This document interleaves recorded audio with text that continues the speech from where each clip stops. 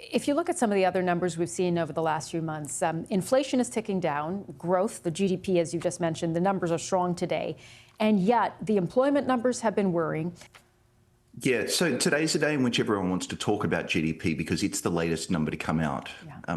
Now let's add a little bit of context. Historically, the early readings of GDP have been very noisy. There's an alternative measure of GDP called GDI. It's measured using different data. It's a lot weaker at 2.4%. GDP data are often revised, and in fact, very few Wall Street economists use these to guide a lot of their expectations about what's going to happen in the future because they tend to look at more timely data. So what this says is perhaps the middle of the year wasn't as bad as some thought, but looking forward, there's a lot to worry about. We've seen essentially zero employment growth in the United States since April. We've seen the unemployment rate rise by over 0.5 percentage point through the year so far. And we've got consumer confidence right now literally at an all-time low.